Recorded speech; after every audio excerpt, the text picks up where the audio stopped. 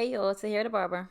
All right, this story is from college, and yeah, this was definitely some years ago. Shout out to North Carolina Agricultural and Technical State University.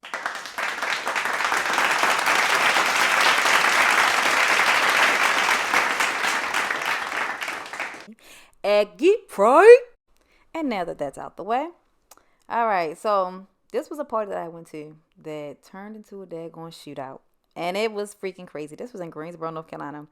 All right, so my ex at the time, well, he's my boyfriend at the time. My boyfriend at the time, we were going to this party. I know we were beefing like leading up to this party. I don't remember why we were beefing, why we wasn't on the same page, but all I know is he didn't want me going to this party and I was going anyway because you're not gonna tell me what to do. I can do whatever I want. And if you going, I can go too. Don't know why he didn't want me to go, but whatever. I ain't care. I was showing up. So I was staying with my homegirl and I was like, we're gonna go to the party. Da da da. She's like, okay, you can come with me.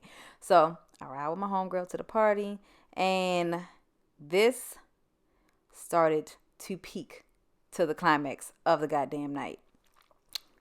Now, when you somewhere and when your man beefing and he sees you like you're at the same place, you can't be the pressed one. So you gotta let him see you.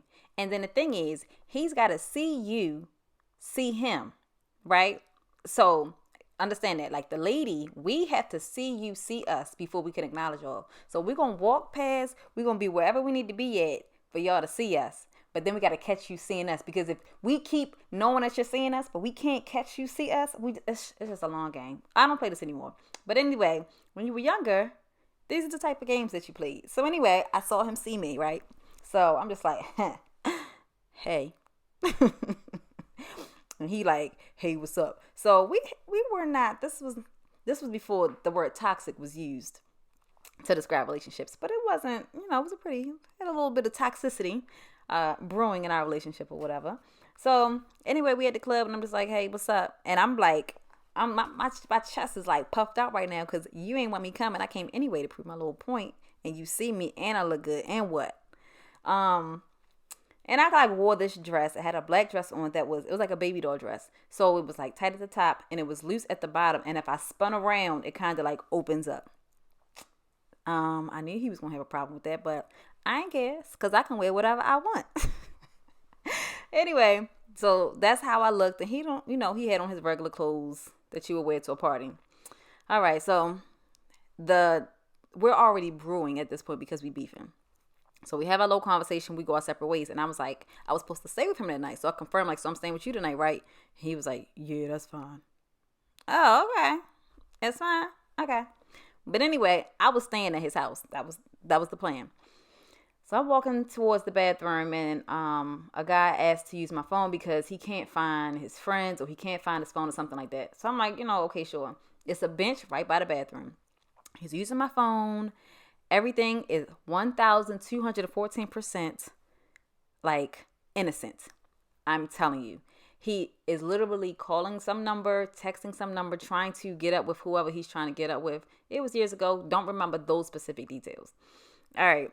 So, of course, this wouldn't be a night if my boyfriend at the time didn't see what was transpiring. So to him, it looks like this guy's getting my number. We on the little bench looking cozy. The bench was small. I was going to sit down and the guy's stressed, so he sits beside me. There is nowhere else for him to sit. When you're stressed, you want to sit down.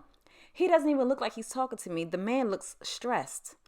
Doesn't matter to to my boyfriend at the time. So he is literally standing. There's a meme that's out. I'm going to find it and post it. There's a meme of a guy. He's like looking behind a tree, looking like a creep, just like staring. That is exactly what my ex looked like. So then I'm getting irritated because it's like, yo, so you see what's going on. If you have a problem or you want to know something, walk up. Ask whatever questions you need to ask because I don't want to hear about it after the fact. But no, he don't do that. He just, he stands there. He peeps the scene or whatever. When the guy gets up after, this was minutes. So you could tell that we weren't going into a dialogue. I wasn't trying to hide anything. So, the guy gets up, he goes his way. So then that's when my boyfriend comes over. Like, so what was that? You giving niggas your numbers now? And I was like, no, this is what was going on. He was trying to do da da da. He actually used my phone. If you would have walked over, we would have explained that to you. The proof is all right here in the phone. You can see how many times he was calling this number. He was texting, all of that. He wasn't trying to hear it. He still had his attitude. So I'm like, whatever. We already not beefing. I ain't got to deal with this. I'm telling you the truth. You don't believe it, you should have walked over earlier. Anywho, so the party's, winding down. It's over or whatever. So I go up to him like, can I get the key so I can get in the house, get into your apartment or whatever? And he like, nah, cause I'm not going home right now. What does that have to do with me heading over there now? Cause I'm leaving. I'll call you when I get there, and then you can come in. Oh, So I'm like, I'm not about to make a scene inside this club. I'm gonna go outside and I'm gonna post up and I'm gonna wait for him. So I'm literally outside my b-boy stance. Don't know why. I'm a little twisted. But anyway, I wait for him to come outside. So then I make a scene. The old me was so crazy, y'all. It really was. I have calmed down a lot. Back to the story. So you come outside and I'm like, so you're not gonna give me the key? So you gonna leave with your little homeboys? You try in front of your homeboys, but you're not gonna give me the key so your girl can get inside the house? So what I'm supposed to do till you get there? You telling me I gotta go all the way home and then da da da? And he's like, I don't care what you gotta do. You out here giving niggas your numbers. All right. So then my homegirl's like, Tahir, you can just come to my house until then. We just gonna walk to the car. So I'm like wilding at this point, where they're like pulling me away because I was in my mind we was about to scrap. Mm, mm, mm. Oh, Tahira. Anyway, so I'm getting pulled away from him. I'm walking to the car. My homegirl was like, you're going to walk to the car. You're going to get in. And you're not going to roll the window down, nor will you get back out the car until we get to the destination. I'm like, what? She says it again. I'm like, all right. I get in the car. So my boyfriend is walking up to the door. She said, he's walking up. Do not roll the window down. Do not get out the car. I'm like, I'm not. He woke up. Open the door. Roll the window down. I got something to say to you. I'm like, no. So he's like going. And I'm like, you ain't about to. He said something to tick me off. So she's like, do not. I opens the door. So I'm like, well, say what you guys say. Da da da. You're not trying to give me the key. We going back and forth. Security sees us going back and forth, transpiring. I hop out the car. So we having our little words or whatever. My homegirl's like, get in the car, get in the car. And I'm like, girl, no, I'm arguing because I got to make my point. He not trying to give me the key. Da da da da. Going off. Then security sees what's going on, comes over, and he's trying to like separate us.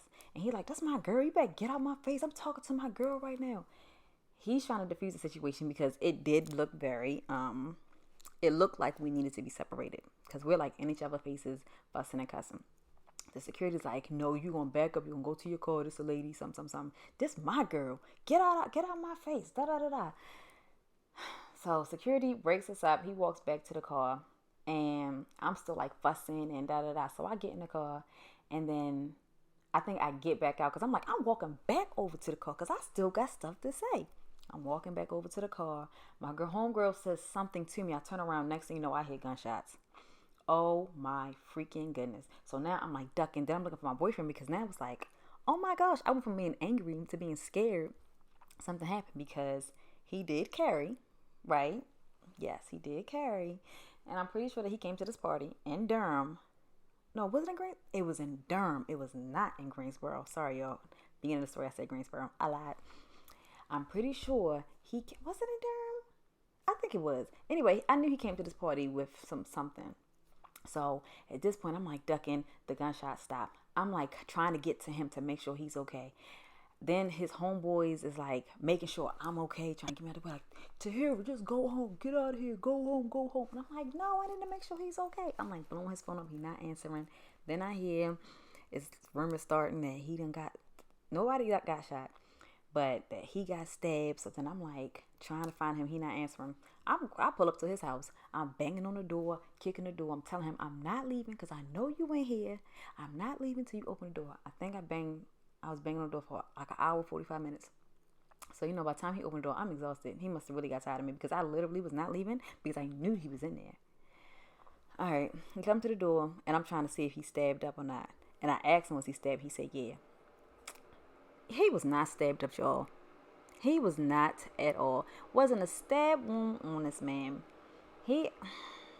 So I'm like, and I did not end up staying there. So I'm like, so you out here shooting shots and da-da-da. So what happened? I'm just trying to make sure you okay. He said, I'm good. And he trying to stand his ground. So I'm like, so I'm still not staying here? And he was like, why would you want to stay here? Da-da-da. Anyway, I ended up getting in my car, going home. I don't think we talked for like 2 days. So, the next time I saw his chest or his stomach area, I was going to look for the stab wound. Not a wound. Just tattoos and melanin skin. Okay. But this was a crazy night. Definitely a crazy night to remember. And I am just grateful and excited and happy that nobody was hurt. Just feelings and ego. So make sure y'all like, comment, and subscribe and follow me on Instagram. Bye, y'all.